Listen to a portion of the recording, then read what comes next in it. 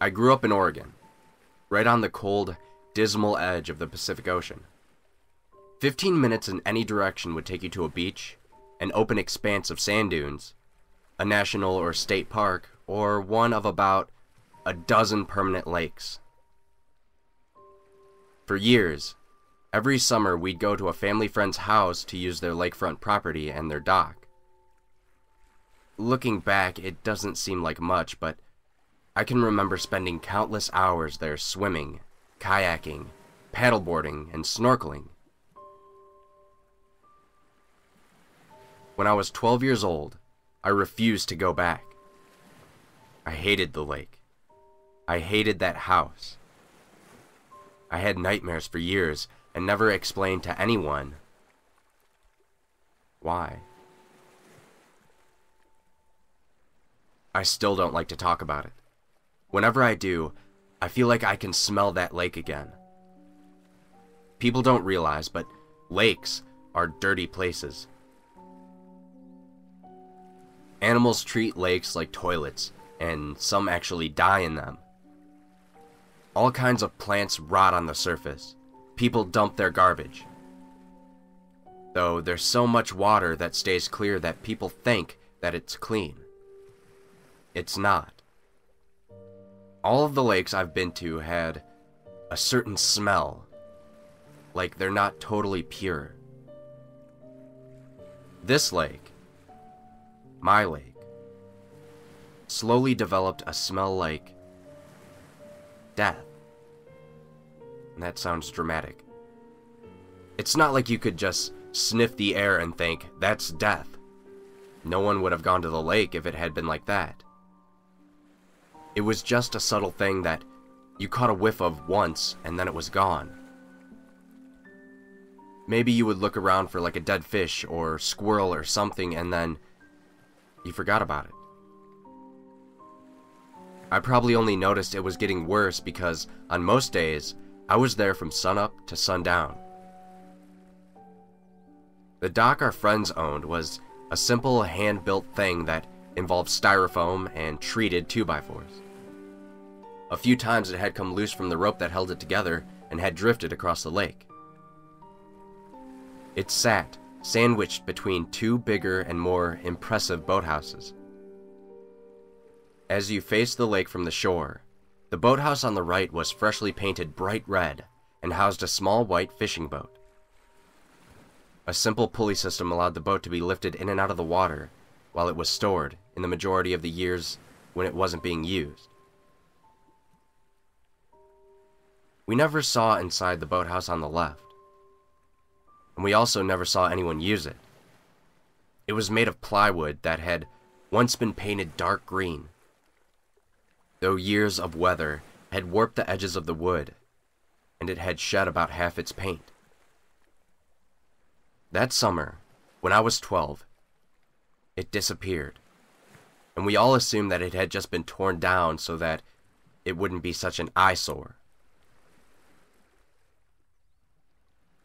That summer was the first one that I got really into snorkeling.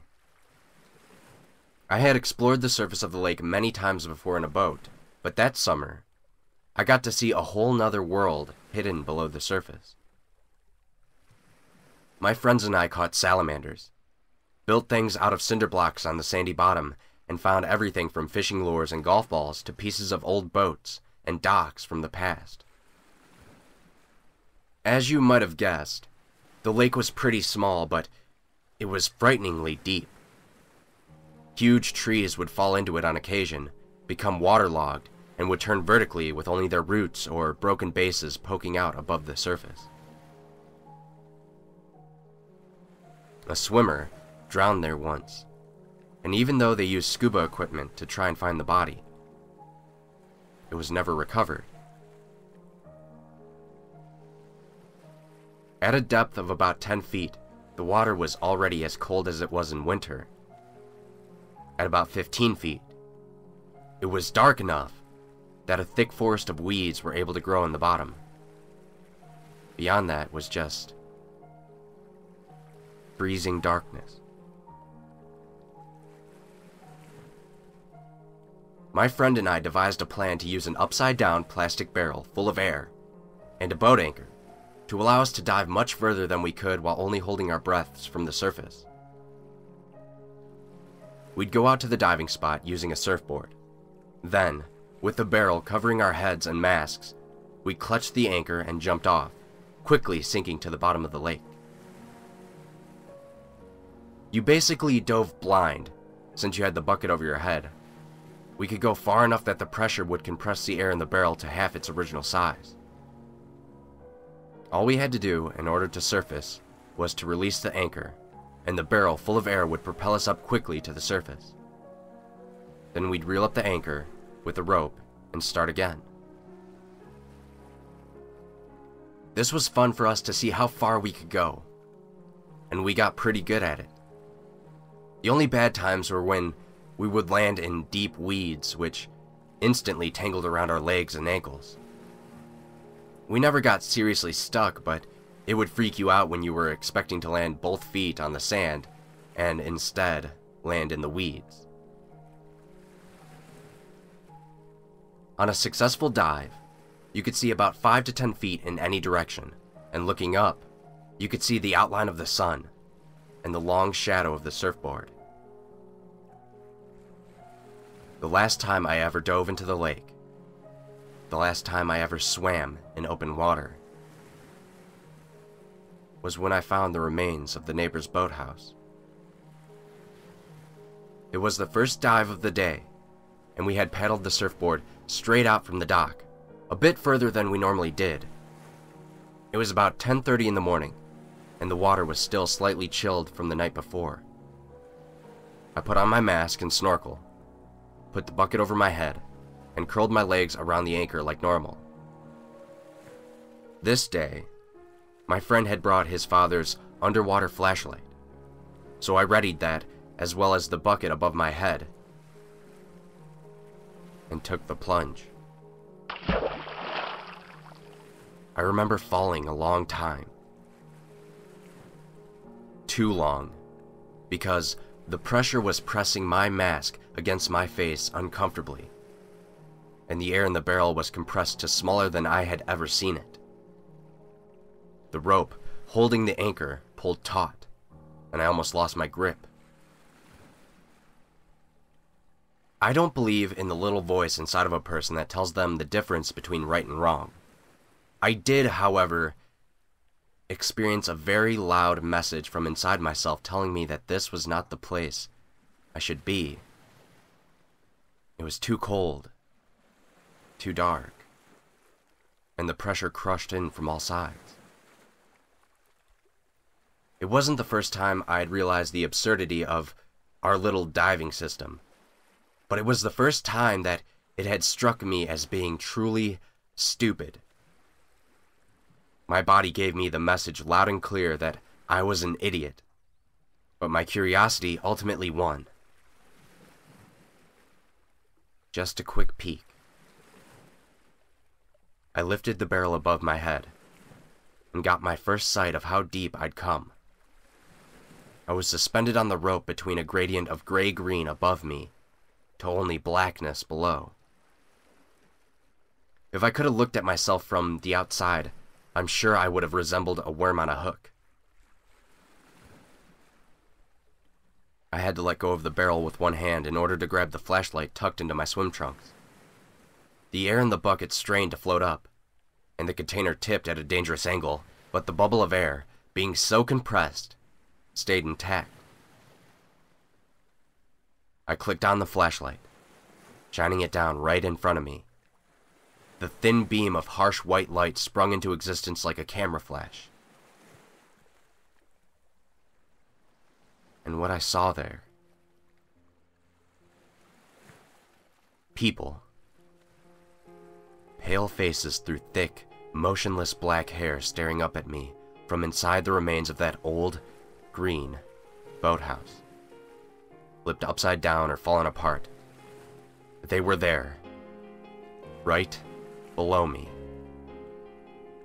I screamed and dropped the flashlight at the same time as I kicked off from the anchor. The barrel started pulling me up to the surface, faster and faster. In a complete panic, I thrashed my remaining arms and legs in order to try to go faster. I had expelled all my air, and I felt like this was the moment I was going to die. I felt sure that they were right behind me, their pale hands reaching inches from my ankle. From one moment to the next, felt like an eternity. The end of the rope fell past me. 10 more feet. 9. 8. A fire started in my lungs. I don't remember breaking the surface.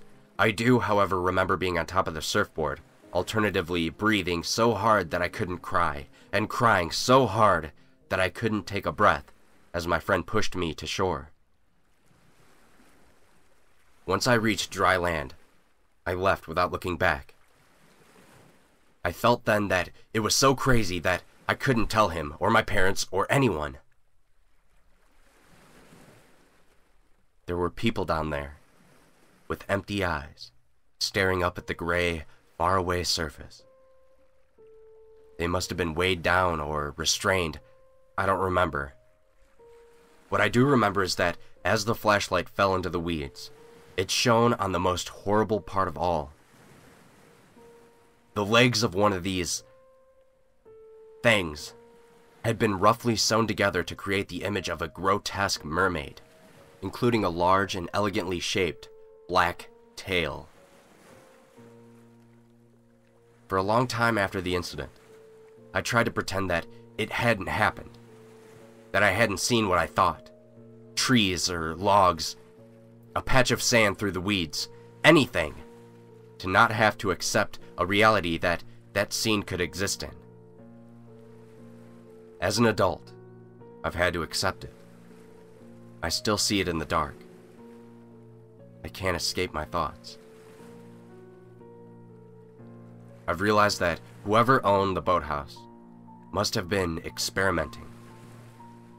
The swimmer who disappeared was probably one of those victims.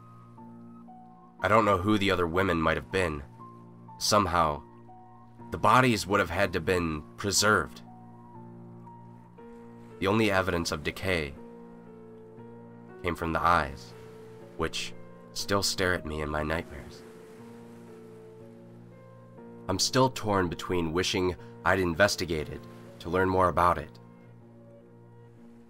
and wishing to hell that I'd never, ever seen it in the first place.